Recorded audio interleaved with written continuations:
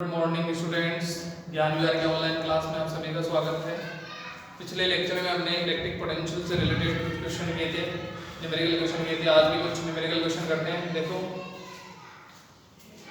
Question number 2 हो गए थे, यहाँ पे हम ले लेते हैं क्वेश्चन नंबर 3।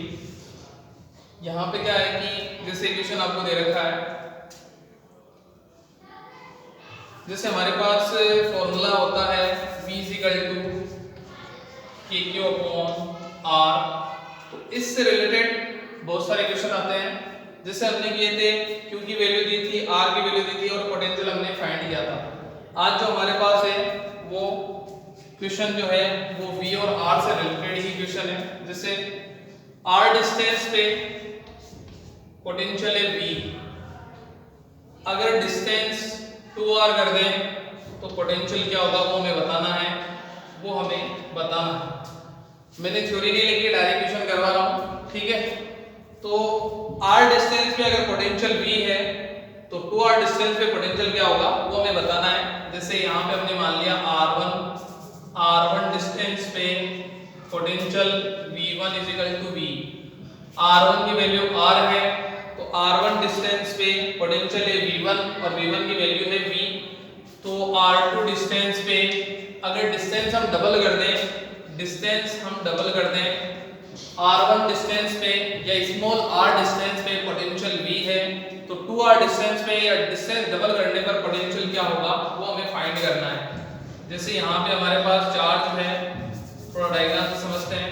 यहाँ पे हमारे पास चार्ज है, ये O है, स्मॉल r डिस्टेंस पे इस पॉइंट P पर पोटेंशियल V1 की वैल्यू है V।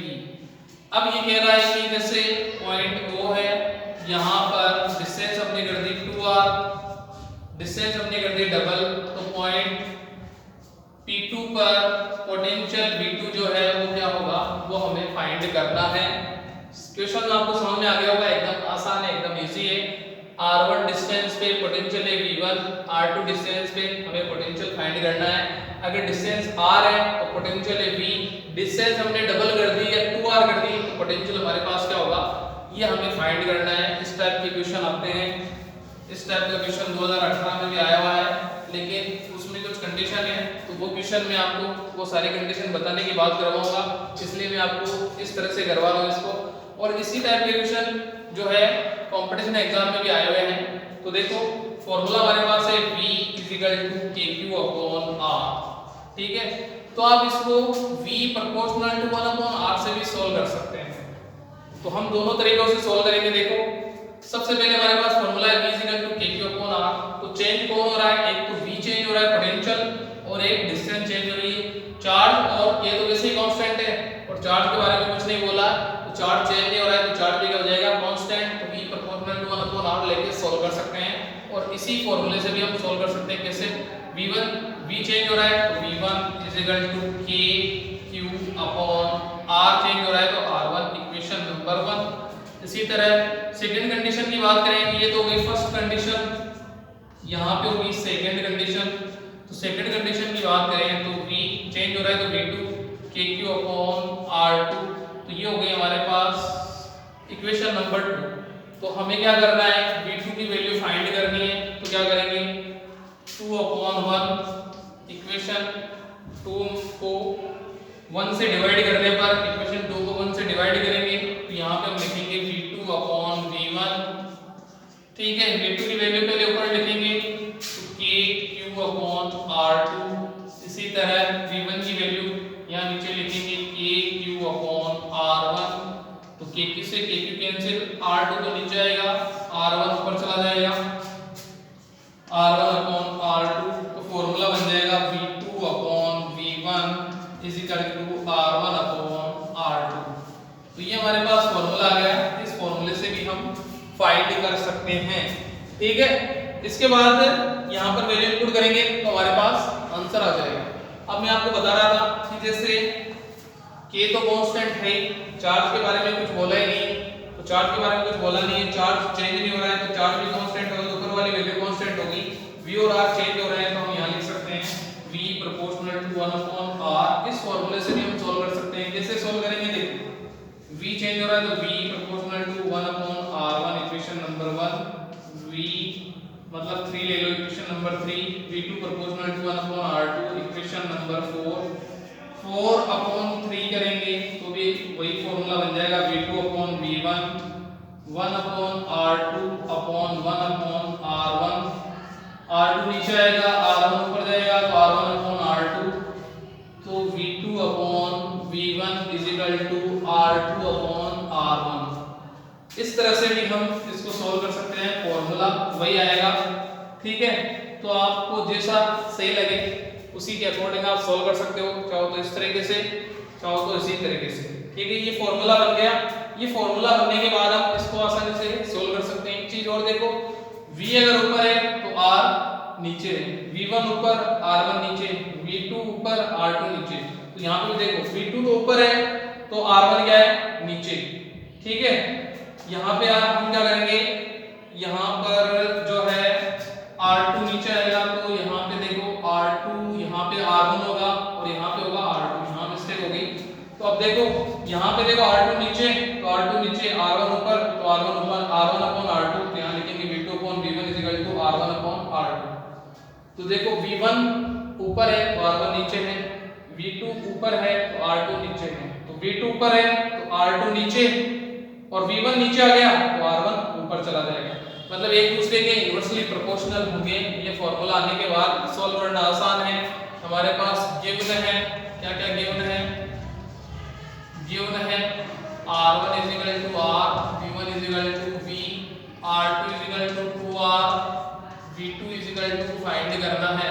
तो v2 हमें फाइंड करना है, v1 हमारे पास v है, r1 हमारे पास r है, r2 हमारे पास 2r है, तो r से r कैंसिल, तो v2 upon v is equal to यहाँ पे लेंगे 1/2, तो v उधर भेज देंगे तो v2 is equal to v upon 2।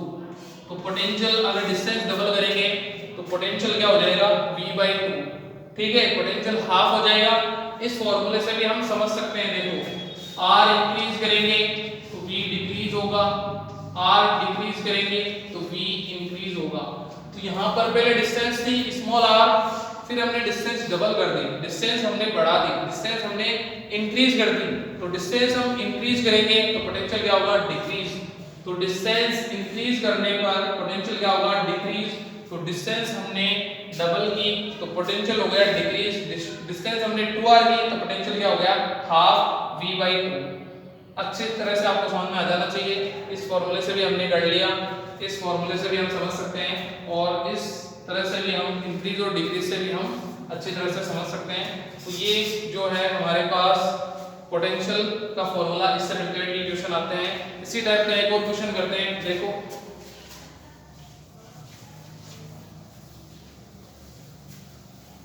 इसी टाइप का क्वेश्चन है,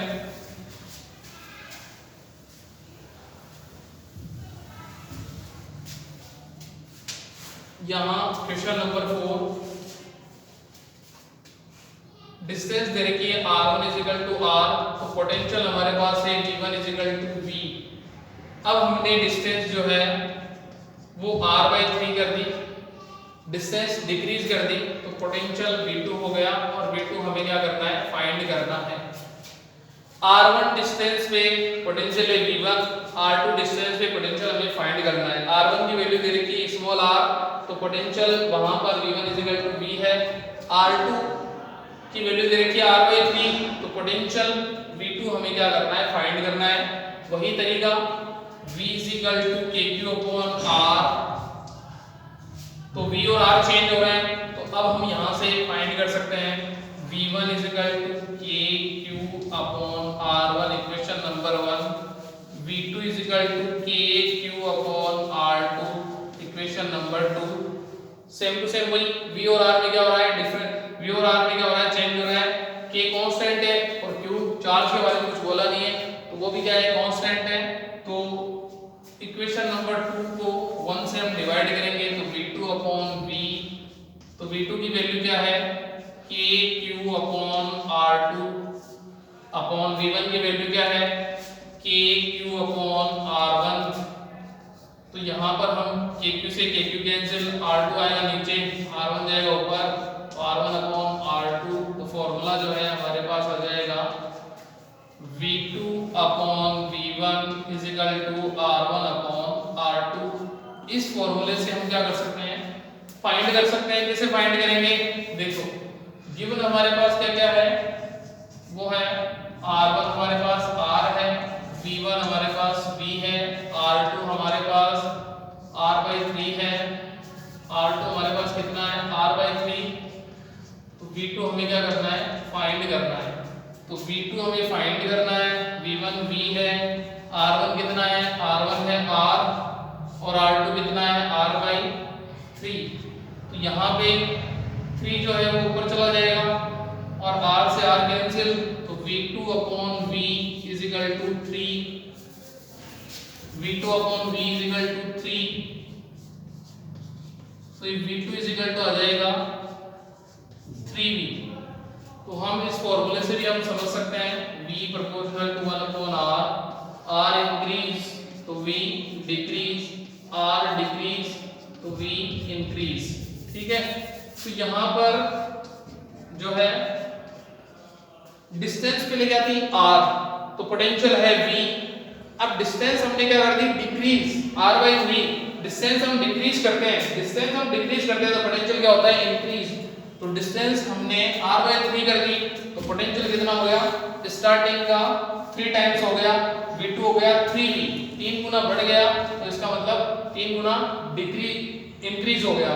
डिस्टेंस हमने 3 टाइम्स कम कर दी, तो पोटेंशियल है 3 गुना जो है वो बढ़ गया। इस फॉर्मूले से भी हम सोल्व कर सकते हैं। R डिक्रीज करने पर पोटेंशियल क्या होगा, इंक्रीज होगा। तो R हमने यहाँ पे डिक्रीज किया तो पोटेंशियल यहाँ पे क्या हो गया, इंक्रीज हो गया। ठीक है, इसके बाद जो है हमारा नेक्स्ट टॉपिक वो हम नेक्स्ट वीडियो में पढ़ेंगे। ओके।